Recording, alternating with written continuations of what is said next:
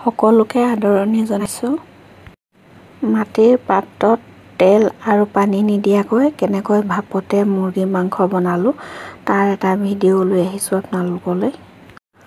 প্ৰথমতে মাংসখিনি ভালদৰে ধুই নিমখ হালধি মা মছলা পিঁয়াজ আদা ৰচুন চব সানি অলপ সময় থৈ দিব লাগে।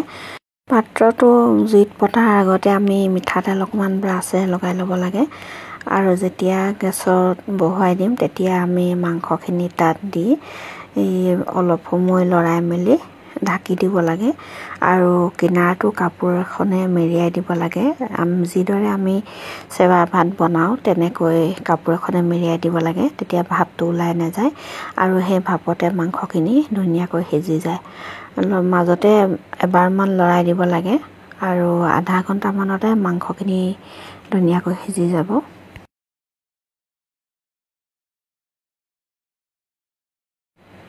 পাৰিলে মাজে মাজে পাত্ৰটোৰ ওপৰৰ ঢাকোনখনত পানী অলপ অলপ দি যাব লাগে।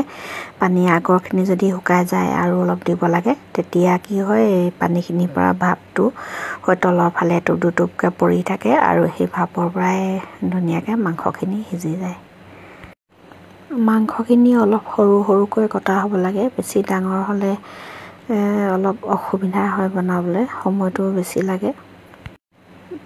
মাটিৰ পাত্ৰত বনোৱা খাদ্যবোৰ আমাৰ স্বাস্থ্যৰ কাৰণে ভাল বুলি ভিডিঅ'বোৰত পাওঁ আৰু আজিকালি বহুতো মাটিৰ পাত্ৰ অনলাইন যোগেও আমি অৰ্ডাৰ দি ল'ব পাৰোঁ।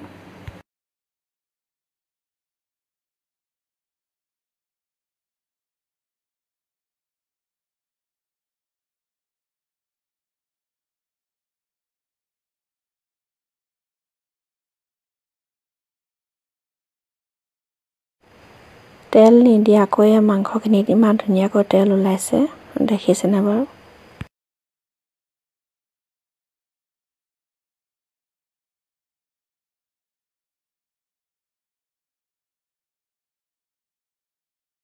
এইদৰে বনাই খাই চাবচোন। যদি ভাল লাগে লাইক কমেণ্ট কৰিবলৈ নাপাহৰিব।